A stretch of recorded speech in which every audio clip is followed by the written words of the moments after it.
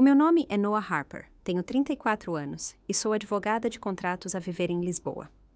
Naquela manhã, estava sentada no meu escritório no 20º andar, a preparar-me para a fusão mais importante da minha carreira, quando o telefone tocou.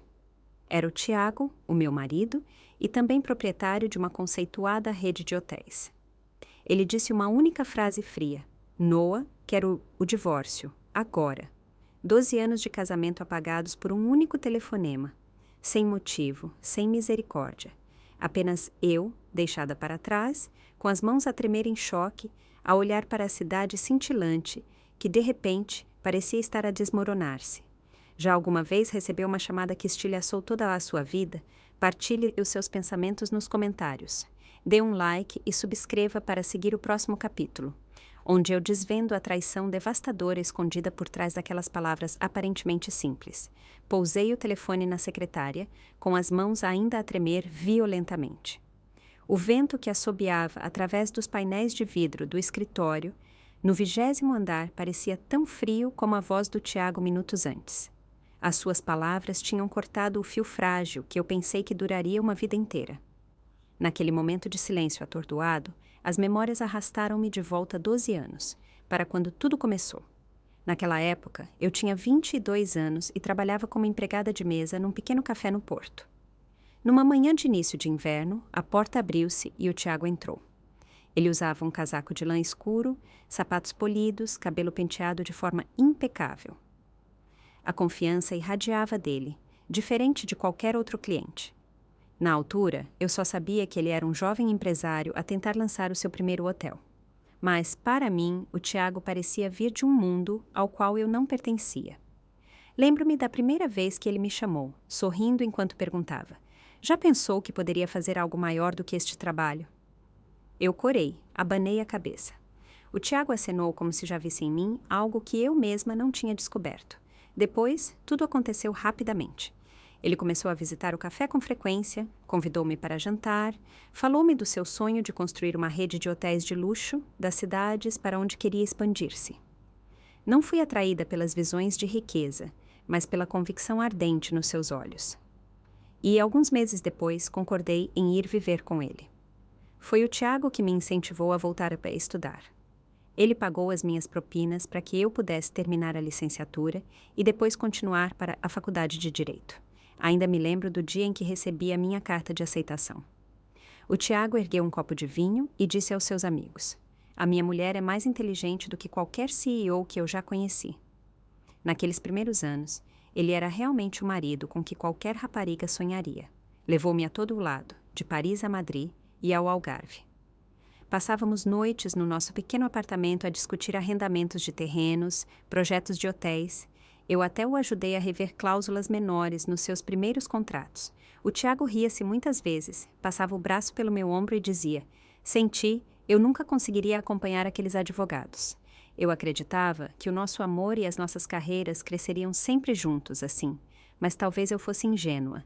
À medida que o negócio prosperava, o Tiago mudou, tornou-se mais ocupado. A sua agenda de viagens estava sempre cheia. No início, pensei que era simplesmente o preço do sucesso. Mas, gradualmente, percebi que ele raramente estava presente nos momentos importantes. A festa para celebrar a minha entrada numa grande sociedade de advogados. Ele alegou que estava em Madrid, o nosso 10º aniversário de casamento.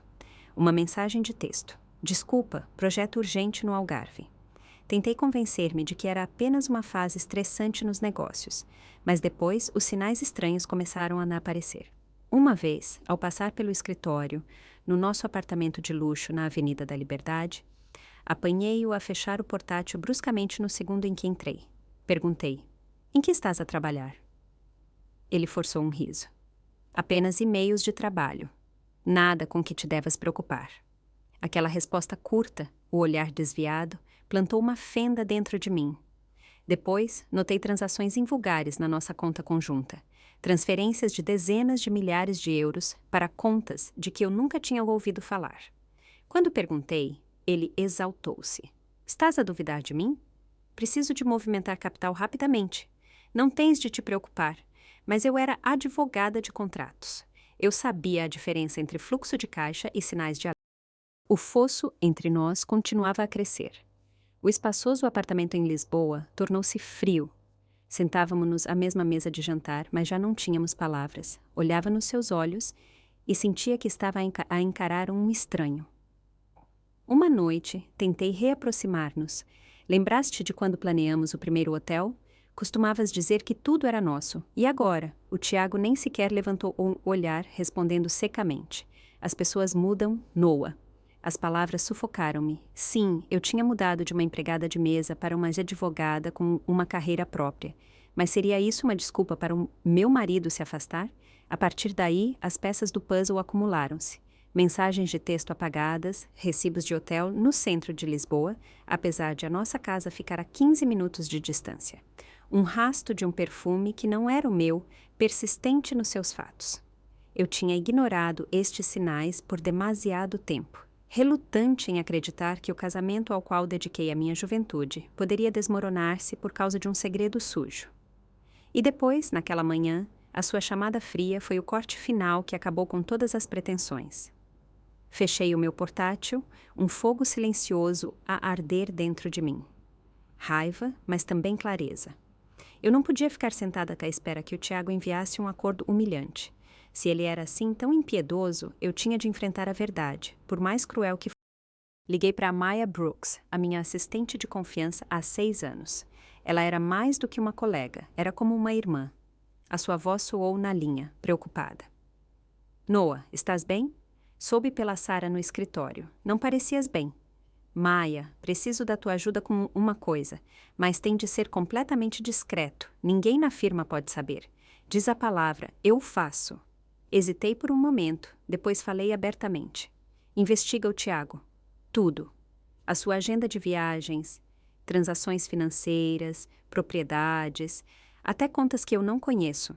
Quero saber o que ele está a esconder. Do outro lado, a Maya ficou em silêncio por alguns segundos. Podia imaginar os seus olhos perspicazes a estreitarem-se, a calcular. Tens a certeza? A sua voz baixou. Quando começarmos a cavar fundo, não há como voltar atrás. Eu sei, mas preciso da verdade. 3 dias depois, a Maya entrou no meu escritório com uma pen USB e uma pasta grossa. O seu rosto estava sério, diferente do habitual. Pousou os papéis na minha secretária e olhou diretamente para mim. Eu encontrei, mas não acho que queiras ouvir. Conta-me tudo. A Maya Pifantin abriu o ficheiro. Extratos bancários, contratos de arrendamento, até fotografias. A sua voz estava firme, embora a raiva cintilasse nos seus olhos por mim. O Tiago alugou um apartamento de luxo em Cascais. O contrato está em nome de uma empresa de fachada, mas os pagamentos vieram dos seus fundos pessoais. Confirmei que ele o visita pelo menos 2 vezes por semana. O meu coração apertou-se, mas a Maya ainda não tinha terminado. A pessoa que vive lá com ele é a Chloe Martins, 25 anos, designer de interiores freelancer. Talvez te lembres dela ter aparecido na inauguração de um hotel no ano passado. O Tiago contratou-a como consultora de design num projeto menor, mas depois. A Maya fez uma pausa, como se as próprias palavras me fossem ferir mais profundamente. Eles envolveram-se. Expirei bruscamente, a minha mão a apertar-se até os nós dos dedos ficarem brancos. Um nome, um rosto. Os fragmentos vagos agora encaixavam-se. As noites tardias, as mensagens apagadas, o perfume desconhecido. Era tudo verdade. A Maya virou para a pasta seguinte. Mas não é tudo. Descobri que o Tiago criou um fundo fiduciário privado em nome da Chloe. Da vossa conta conjunta, ele transferiu quase 3 milhões de euros para lá nos últimos 6 meses. 3 milhões, repeti com a voz embargada. A Maya acenou, os seus olhos a brilhar de raiva. Isto não é apenas traição emocional, Noah. Isto é apropriação indevida de bens conjugais. Fechei os olhos, a lutar contra as lágrimas.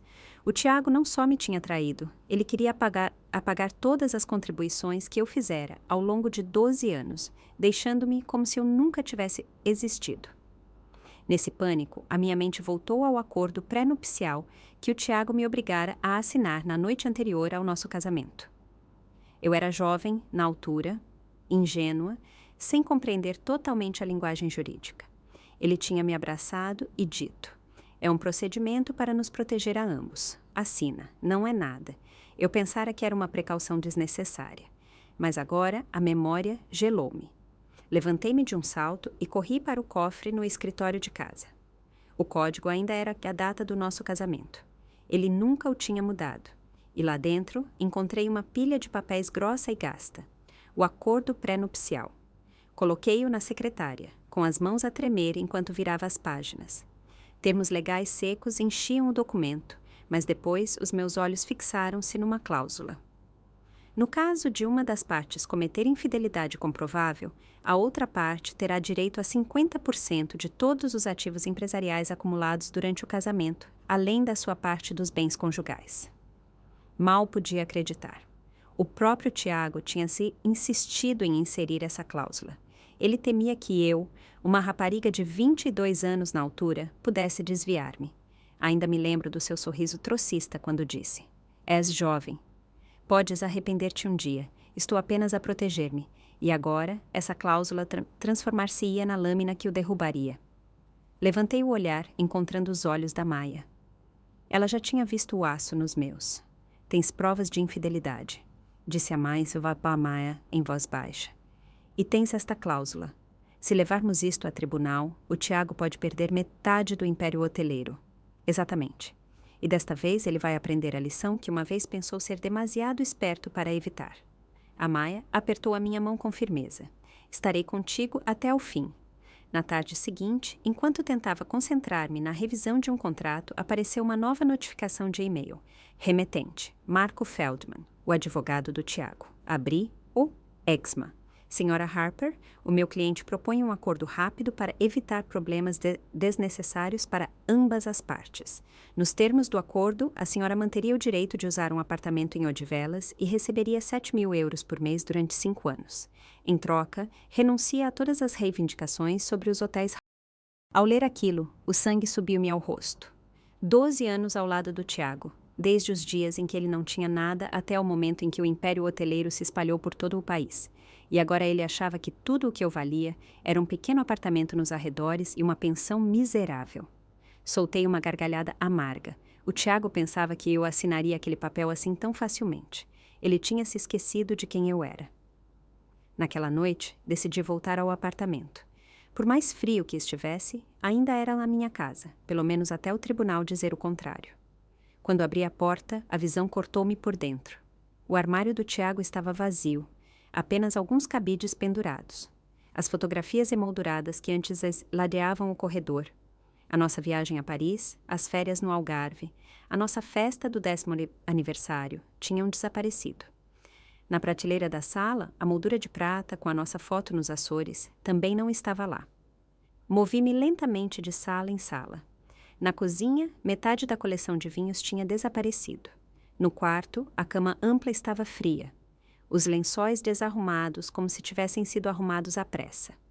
Toquei no local vazio onde a sua caixa de relógios costumava estar e uma dor aguda atravessou-me. Estava de pé, gelada, quando a porta se abriu. Uma voz familiar, baixa e carregada de desdém, soou. "Oh, ainda estás aqui!" Virei-me. Eliana Harper, a mãe do Tiago, entrou. Bem nos seus 60 anos, ela ainda mantinha a elegância. Cabelo platinado num coque impecável, um casaco de caxemira cinzento, uma mala de cabedal requintada. Os seus saltos estalavam no chão de madeira, tão frios como os seus olhos em mim. "O que estás a fazer aqui?" Eliana pousou a mala numa cadeira, tirando lentamente as luvas. "Vim garantir que tudo fica resolvido como deve ser. O Tiago contou-me sobre o acordo que o Feldman te enviou. Espero que sejas razoável." Estreitei os olhos. "Razoável? Queres dizer aceitar migalhas e ir-me embora em silêncio?" Os seus lábios curvaram-se num sorriso gélido. "Não, devias entender uma coisa. Tu nunca pertenceste verdadeiramente a este lugar. O Tiago deu-te educação, elevou-te a lugares com que nunca sonhaste, mas..." A sua voz baixou, afiada como uma lâmina. "Foste sempre temporária." E no fim, o Tiago finalmente percebeu isso. Cada palavra era um punhal. Mas eu recusei-me a curvar-me, aproximei-me. "Dona Eliana, estive ao lado do Tiago durante 12 anos. Ajudei a construir o império de que a senhora e o seu filho tanto se orgulham. Lembro-me de cada contrato, de cada reunião até tarde, de cada ideia com que contribuí. Se chama a isso temporário, então pergunto-me como será a permanência. Eliana riu-se suavemente, tirando um envelope fino da mala e pousando-o na mesa. Esta é uma oferta privada. Se assinares e desapareceres, certifico-me de que a comunicação social fica em silêncio. Mas se fizeres barulho, acredita em mim, Noah, a família Harper tem formas de te fazer arrepender. Olhei para o envelope por um longo momento, depois empurrei-o de volta para ela. Guarde-o. Não preciso de dinheiro para me calar. Os seus olhos escureceram brevemente, mas ela recuperou rapidamente. Está bem, mas já vivi o suficiente para saber que mulheres como tu acabam sempre por pensar melhor. Respirei fundo, mantendo a voz firme. Se pensa que vou recuar em silêncio, está enganada.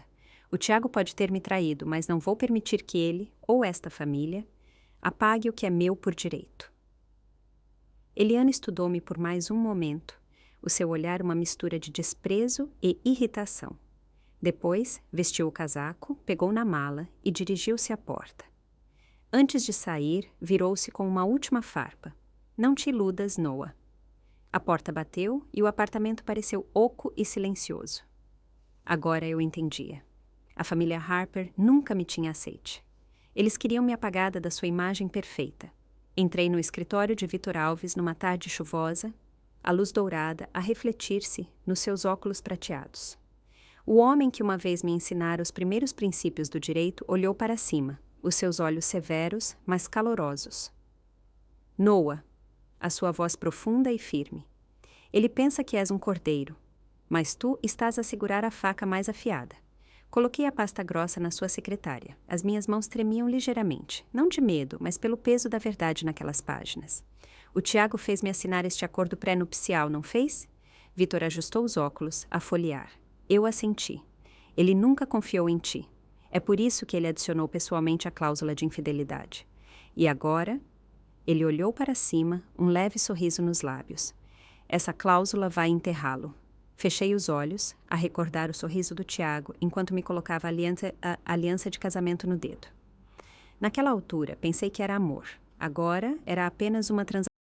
Quero que congele todas as contas que o Tiago está a usar para canalizar dinheiro para o fundo da Chloe Martins, disse eu, a minha voz mais calma do que esperava. Vitor acenou ligeiramente. Suspeitava que escolherias esse caminho. Felizmente, ainda temos poder sobre a maioria dos bens conjugais. Vou agir imediatamente. Durante horas, vasculhamos cada registro, cada e-mail, cada transferência. Eu já não me sentia a esposa traída. Eu era advogada a lutar o caso da minha vida. Vitor, não quero que esta guerra se arraste em e-mails frios.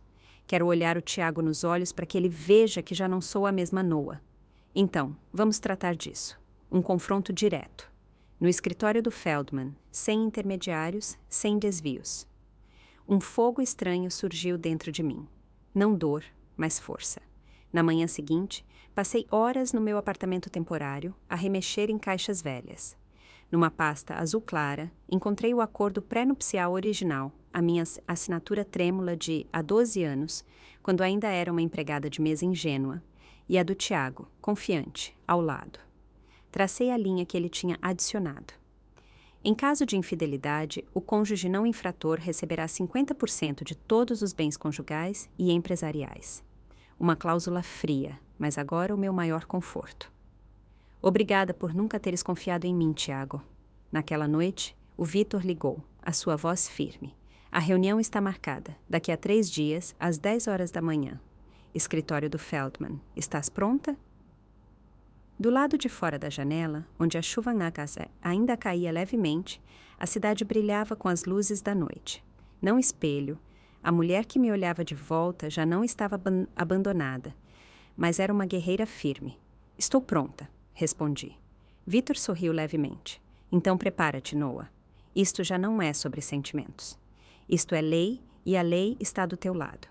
Ainda me lembro da noite em que o meu telemóvel se iluminou com uma avalanche de mensagens, fotos e links de notícias. O Tiago de mãos dadas com a Chloe na grande inauguração de um novo hotel em Lisboa. Ele segurava a mão dela, sorrindo, e os flashes das câmeras explodiam como se eles fossem o novo casal poderoso da indústria hoteleira. Sentei-me na sala de estar, A minha mão fria, mas o meu batimento cardíaco estranhamente estável. Nenhum traço de choque, apenas certeza. No dia seguinte, a minha família apareceu de repente. O Rui, o meu irmão mais novo, que sempre me tratara como a filha indesejada, entrou no meu apartamento com um rosto pintado de falsa preocupação. A madrasta Judite seguiu-o, a sua voz a pingar simpatia, mas os seus olhos irrequietos ocupados a calcular. Queremos ajudar-te, Noah, disse a Judite suavemente, colocando a sua mão fria sobre a minha. Se este escândalo explodir, não só o Tiago, mas a própria marca Harper cairá. Pensa em grande. Assina na renúncia aos teus direitos sobre os hotéis e, em troca, protegeremos a tua reputação. Olhei para ela por um longo momento. Aquela suposta proteção não era nada mais do que uma exigência para encobrir os pecados do Tiago. Soltei um leve sorriso. Não preciso de proteção, especialmente de pessoas que se preocupam mais com um logótipo num edifício do que com o sangue da sua família. A máscara educada do Rui quebrou-se enquanto ele vociferava. Não tornes isto difícil. Se o escândalo rebentar, todos perdem. Achas mesmo que consegues vencer o Tiago, o mesmo irmão que o nosso pai tinha mimado, aquele que me tinha afastado de todas as reuniões de família, agora em pânico porque o seu dinheiro estava em risco. Levantei-me calmamente e abri a porta. Saiam. A partir de agora, não temos mais nada para discutir. A porta fechou-se atrás deles, deixando o quarto oco e silencioso. Não senti ódio. Eles nunca me tinham visto como família, e a necessidade de fingir tinha desaparecido. Nessa mesma noite, a Maia ligou. Noah, acabei de encontrar documentos. O Tiago transferiu a propriedade parcial de um hotel para o nome da Chloe. O contrato foi assinado há 3 semanas, usando bens que pertencem a ambos. Agarrei o telefone. Cada palavra que a Maia dizia soava como um alarme. É ilegal, continuou ela. Temos provas. Esta é a tua oportunidade de proteger a tua parte e expor todo o esquema dele. Fechei os olhos, deixando o vento da noite varrer pela janela aberta. Naquele momento, senti dor e paz.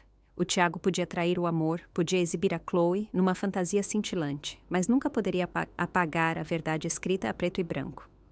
Maia, prepara tudo. Não vamos ficar mais escondidos. A sala de conferências naquele dia estava tão pesada que eu podia ouvir o meu próprio batimento cardíaco. Vidro do chão ao teto refletia a luz fria. A longa mesa de cabedal escuro estendia-se entre nós e, na sua cabeceira, o Tiago sentava-se, presunçoso, como se fosse o dono de todo o espaço. A Chloe aninhava-se ao seu lado. Os lábios curvados num sorriso zombeteiro, um novo anel de diamantes a brilhar sempre que ela virava o pulso. O advogado Feldman colocou um ficheiro à sua frente, a voz neutra ao abri-lo. Estamos aqui para resolver isto rapidamente. A Noah ficará com um pequeno apartamento e um apoio limitado. Em troca, ela renuncia a todas as reivindicações sobre os hotéis Harper. O Tiago inclinou-se, os olhos a deslizar na minha direção com um ar de vencedor.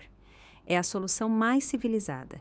Sabes, ninguém quer que isto se arraste e prejudique a reputação da família. Pousei calmamente a minha mala, sem responder de imediato. Naquela atmosfera de certeza, expus os meus próprios ficheiros. Faturas de hotel carimbadas a vermelho, registros de fundos ocultos que o Tiago tinha desviado e, finalmente, fotos dele a beijar a Chloe dentro do próprio hotel da sua família. A Chloe riu-se asperamente. Patético, ainda agarrada a truques baratos. Coloquei uma pen USB na mesa, virando-a para o Feldman. Nesta pen encontrará os e-mails do Tiago para a Chloe. Instruções para ocultar transferências para alterar os livros. Tudo encriptado, mas felizmente guardei os originais. A sala ficou em silêncio. O rosto do Feldman empalideceu, os seus dedos a tremer enquanto folheava as provas. O Tiago levantou-se de um salto, a voz áspera. Não tinhas o direito. Isto é um assunto de família. Tiago, construíste este império sobre mentiras. Mas esqueceste-te de uma coisa. Eu construí-me sobre a verdade. A minha voz soou clara. Aquela calma abalou-o mais do que qualquer grito jamais poderia. O rosto da Chloe empalideceu, os seus olhos a baixar como que para escapar ao olhar de todos. O Feldman engoliu em seco, as suas palavras baixas, mas nítidas. Se estas provas chegarem às mãos das autoridades, não só o Tiago, mas eu também serei implicado. Recostei-me, deixando o peso do silêncio esmagar a sala. Ninguém se atrevia a rir agora. A mão do Tiago agarrou a cadeira, a sua respiração ofegante e alta, a raspar o ar. A confiança tinha se esvaído, deixando apenas pânico puro. Ele contornou a mesa, a voz trêmula, a lutar pelo poder. Noah, ouve-me. Foi tudo pressão. A minha mãe, a Eliana, ela sempre exigiu provas de que eu conseguia liderar. Eu não tive escolha. Se não o tivesse feito, a família ter-me-ia cortado há muito tempo. O suor escorria pela sua gola.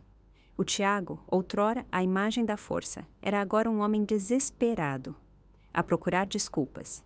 A Chloe levantou-se de um salto, os olhos a arder. Pressão da família? Não te atrevas. Prometeste casar comigo. Juraste que o apartamento, as ações do hotel seriam meus. Noah!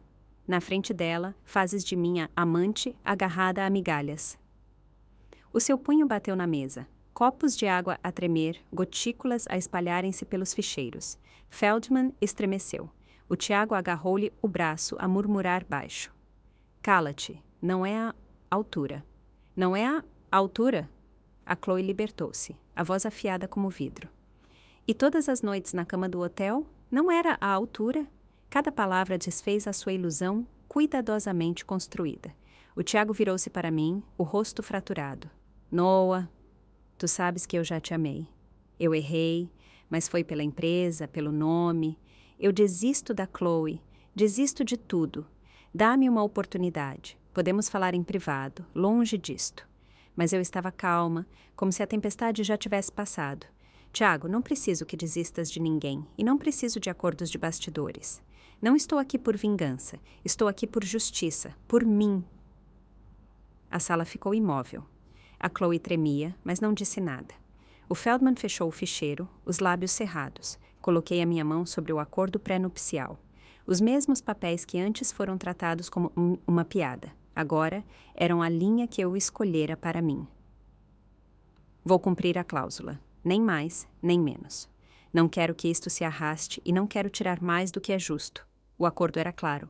Tu quebraste-o e este é o... Os ombros do Tiago descaíram. A luta desaparecera dos seus olhos. Ele olhou em volta, à procura de salvação. Nenhuma veio. Eu escolhi deixar ir, mas deixar ir através da justiça. Deixar ir depois de a verdade ter falado. Era tudo o que eu precisava. O acordo final de divórcio foi assinado num escritório silencioso. Sentei-me em frente ao Tiago, a observar a sua caneta trêmula, a rabiscar a assinatura após a assinatura. Cada traço marcava o fim de anos que eu outrora chamara de casamento. Mas, em vez de amargura, senti alívio. Estava livre do brilho oco, da fofoca, da sombra de Eliana sobre a minha vida. Recebi 50% das ações da rede de hotéis, juntamente com plenos direitos para gerir os meus ativos pessoais. Não uma vitória, justiça. O Tiago perdeu o seu lugar de ser. E-o após uma reunião de emergência do conselho. A Chloe desapareceu das manchetes.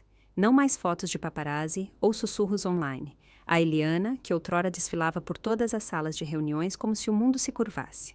Agora, despojada da sua influência na empresa. Após o acordo, restaurei legalmente o meu nome de solteira, Noah Carter. Mudei-me para Alfama e comprei uma casa antiga de 3 andares, gasta, mas acolhedora. No primeiro dia em que coloquei a mão no puxador da porta, senti como se estivesse verdadeiramente a começar um novo capítulo. Escolhi cada cadeira, cada moldura eu mesma, até passei tardes de fim de semana a polir cada vidro da janela. Aquele espaço respirava liberdade, intocável por qualquer outra pessoa. Durante o dia, lecionava contratos comerciais numa universidade em Lisboa. A primeira vez que subi ao púlpito e vi olhos curiosos fixos em mim, tremi um pouco. Mas assim que comecei a falar, percebi que tinha fechado o círculo, de volta ao que me dava sentido. Partilhar conhecimento, ajudar a próxima geração a entrar no mundo com confiança e sem repetir os erros que eu cometera. Também criei um fundo de bolsas de estudo para mulheres jovens, especialmente as de contextos difíceis, para que pudessem estudar direito e economia. Numa noite de final de outono, A faculdade realizou um evento de angariação de fundos para a bolsa. O salão brilhava com luzes douradas, copos de vinho a cintilar nas mãos dos convidados, o ar a zumbir com conversas.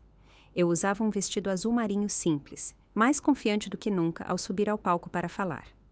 Após o meu discurso, muitas pessoas vieram apertar minha mão, oferecendo parabéns. Sorri, sentindo um calor que há muito desejava, um tipo de reconhecimento não ligado a de quem eu tinha sido esposa, mas a quem eu era. Estava a conversar com colegas quando uma voz calorosa se ergueu atrás de mim. Noah Carter, nunca pensei ver-te aqui. Virei-me.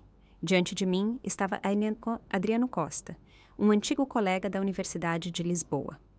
Ele sentava-se atrás de mim, em macroeconomia, e até me tinha convidado para um café depois da nossa apresentação de grupo.